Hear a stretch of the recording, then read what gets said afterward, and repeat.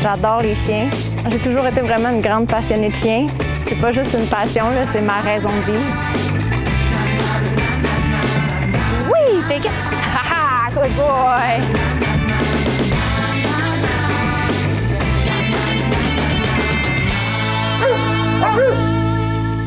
Nos prochains invités, je pense que vous les connaissez. Élisabeth Morel, propriétaire d'Instinct Canin, éducatrice d'humains pour chiens. Salut Élisabeth, comment vas-tu? Salut Mélissa, très bien, merci. Aujourd'hui, on parle d'une émotion qui se fait sentir des fois chez nos chiens. Même chose pour nous autres, la frustration. C'est en effet une émotion qui est présente chez nous, mais chez nos chiens aussi. Et aujourd'hui, ce que je voulais qu'on démystifie ensemble, c'est les différents types de frustration. Oui. Parce que, bien que ce soit une émotion qui est tout à fait normale dans la vie du quotidien, on en vit tous, les micro-frustrations font partie de la vie, reste qu'en consultation, je vois de plus en plus de chiens qui ont des troubles de comportement majeurs liés à une frustration qui est vraiment envahissante.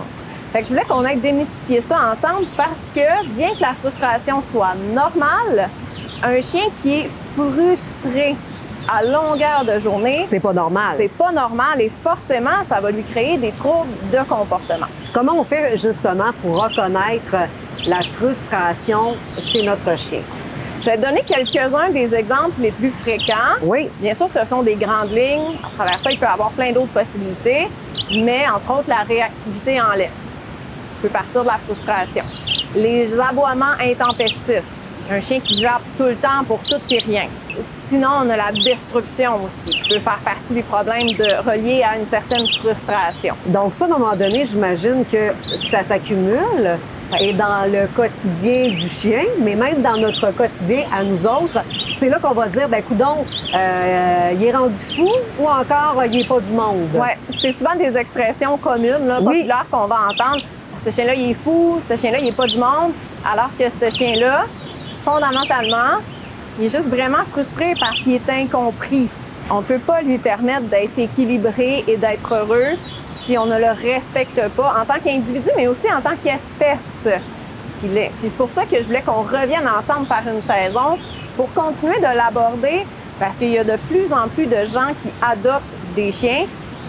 Parallèlement, il y a de plus en plus de chiens en gros troubles de comportement. Donc, il y a quelque chose là qui va pas. Les chiens ne sont pas de mieux en mieux. Fait que je voulais qu'on démystifie ensemble c'est quoi un chien, comment on peut faire pour le combler, pour respecter sa nature de chien, finalement. Bien, qu'est-ce qu'on peut faire en prévention? On a parlé de tellement de trucs depuis les dernières saisons. Ouais. Un chien équilibré, c'est un chien qui va savoir des consignes également. Oui. On s'en va travailler le jour.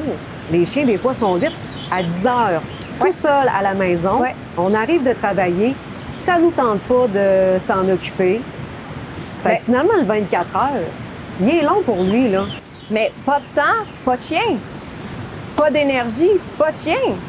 C'est une grosse responsabilité. Oui. C'est un immense privilège d'avoir un compagnon à quatre pattes, mais c'est une très lourde responsabilité aussi de vraiment le combler et de le rendre heureux.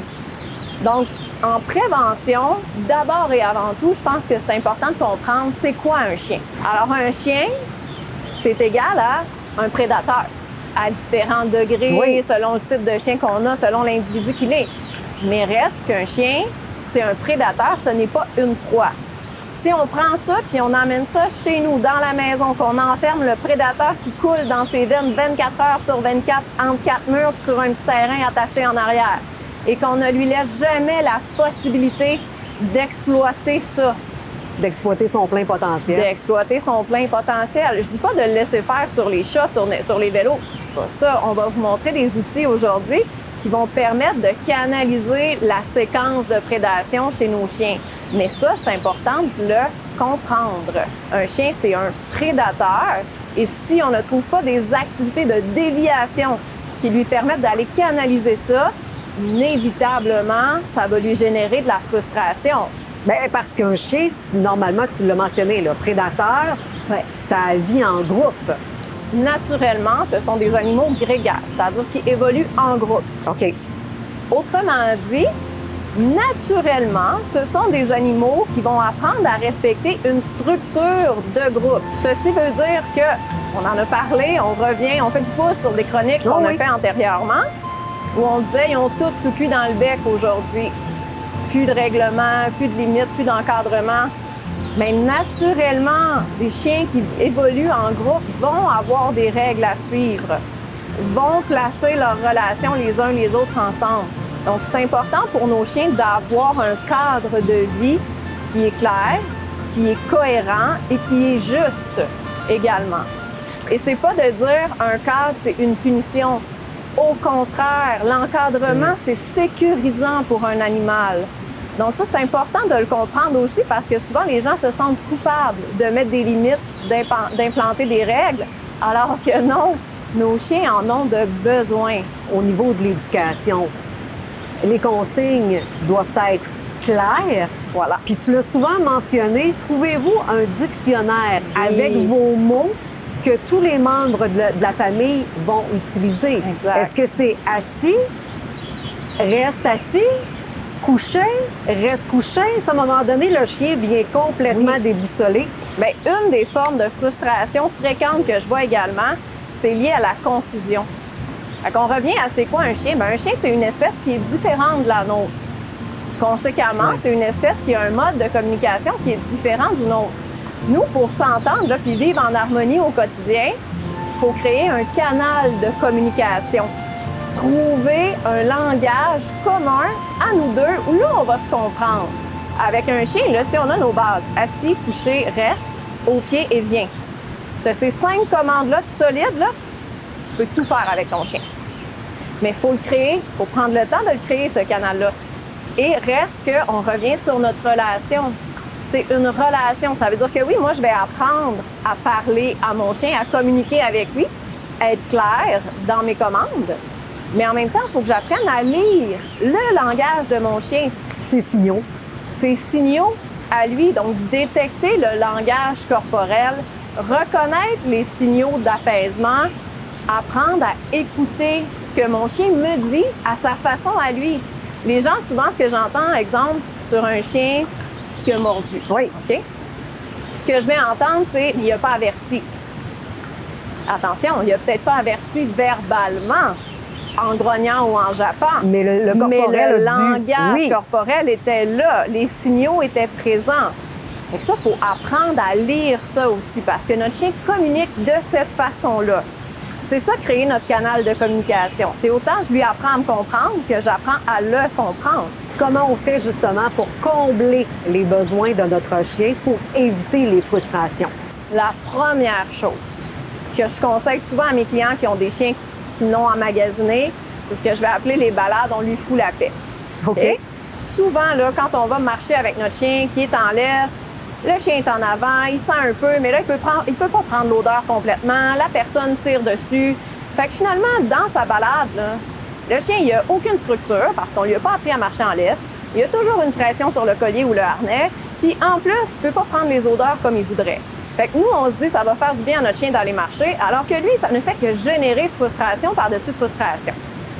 Fait qu'on va distinguer nos balades. La balade structurée, on en a parlé un peu dans le principe de Prémac, où à certains moments, on peut laisser le chien sentir, et après, on repart au pied. Une belle balade de concentration mentale. Les balades, on lui fout la paix. Là, c'est on part avec une grande longe. Si le rappel de notre chien n'est pas fiable et sécuritaire, une grande longe d'entraînement, on met ça au collier, on s'en va dans un champ, dans des sentiers, dans un parc, peu importe, on se trouve un endroit qui est calme. Oui. Et là, on dit à notre chien, là, c'est ton moment, va explorer. Quand je dis on lui fout la paix, là, c'est que si mon chien veut prendre une odeur en bas d'un arbre pendant 3 minutes, qu'il la prenne pendant 3 minutes. On va y laisser son 3 minutes. Décompresse. Parce que dans la vie de tous les jours, notre chien il est pogné entre 4 murs tout le temps. Il vit des micro-frustrations tout le temps. Je partais pour te dire, il connaît les odeurs de la maison par cœur, il s'en fout. Là. Exactement. Alors là, on arrive en extérieur et on lui dit dans ces balades-là, juste explore, vas-y, sens. Et quand je dis on lui fout la paix, c'est qu'on ne lui met pas de pression. Les seules choses que je donne le droit aux gens de faire, c'est de renforcer les bons comportements naturels. Exemple, le chien revient vers moi, je le félicite, on repart, on se balade, je travaille un peu de rappel en positif avec lui, mais juste du plaisir. OK? Fait que ça, là, ça permet au chien de décompresser. Donc, les balades, on lui fout la paix, quelque chose qui devrait être intégré, selon moi, pour tous les chiens. Selon le type de chien qu'on a, il y a aussi tous les sports attelés. Si on a du chien nordique, par exemple, ça peut être intéressant de lui permettre de tracter. Quand on a un chien qui est fort, qui est puissant, comme M. Rambo. Donc, tout ce qui est sport attelé, que ce soit traîner un traîneau, me traîner moi, lui faire tirer des charges, lui donner des défis physiques, libérer cette pression-là qu'il aurait envie de libérer. Sinon, on a la mastication aussi. Tout à l'heure, on parlait des chiens qui ont des problèmes de destruction. Oui. Bien, sur tous les chiens, la mastication va être bénéfique, sur ce type de chien-là plus particulièrement. Mais c'est un réel besoin chez tous les chiens de mastiquer. Il y en a qui vont aimer plus que d'autres, mais... Bien, c'est une bonne dépense mentale aussi. C'est une bonne dépense. Ouais, c'est une forme de canalisation d'un instinct qu'ils ont de gruger quelque chose. Donc, la mastication peut être aidante pour plusieurs chiens. Je tiens à faire une petite distinction, pardon. La mastication ne remplace pas une balade, on lui fout la paix. C'est pas un ou l'autre. C'est que tout ça devrait faire partie de la vie d'un chien équilibré parce que ce sont tous des besoins qu'ils ont.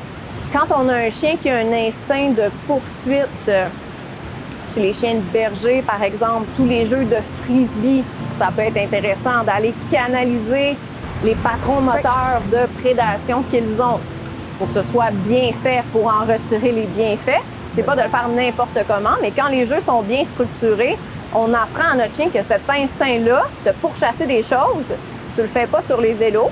On n'en veut pas de ça sur les vélos, sur les humains non plus. Mais derrière un frisbee, là, c'est intéressant. Alors, c'est pas de dire que tu peux jamais le faire. C'est de dire, là, je veux pas que tu le fasses, mais voici où tu pourrais le placer, cet instinct-là. Et on va voir le Flirt Pole ensemble, un jeu qui est vraiment peu connu et qui pourtant m'a permis de rééduquer des chiens à travers la thérapie par le jeu, qui va vraiment aller combler le prédateur dans notre chien et en même temps qui favorise un super beau lien avec notre animal parce que notre chien trippe avec nous. Et à travers ça, on peut aller travailler également tout ce qui est l'autocontrôle, donc la régulation des émotions à travers une belle obéissance. Donc, on apprend à notre chien à libérer le prédateur en lui, mais de façon contrôlée, ce qui après va se répercuter dans différentes sphères de notre vie. Notre chien va avoir appris à contrôler ses instincts-là.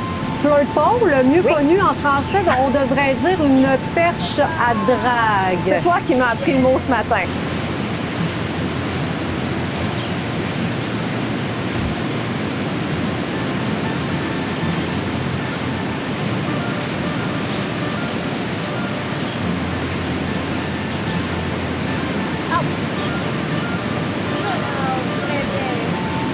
Moi, je terminerai là-dessus, Elisabeth. Je pense que c'est important aussi quand on parle de frustration, que nous, notre propre frustration, qu'on la déploie pas non plus, que ce soit chez notre chum, notre blonde, nos amis, nos enfants, mais aussi sur eux autres. Ouais. Je voulais qu'on termine là-dessus parce que j'ai l'impression qu'on a souvent des hautes exigences pour nos chiens et qu'on s'en met pas pour nous-mêmes. Je veux que mon chien gère mieux son excitation, ses frustrations, alors que s'il ne m'écoute pas la première fois que je parle, je monte le ton puis je deviens fâchée.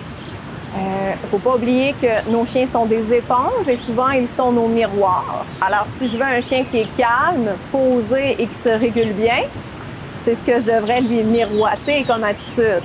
Absolument. Elisabeth, merci beaucoup. Les gens qui veulent te rejoindre, page Facebook. Page Facebook d'Instinct Canin. Donc, les gens peuvent communiquer avec moi directement via cette page-là. Donc, j'ai toujours mes consultations en présentiel qui sont disponibles et j'ai une belle communauté, un beau groupe Facebook privé. Merci infiniment. Avec plaisir. Merci, Rambo. Rambo Break.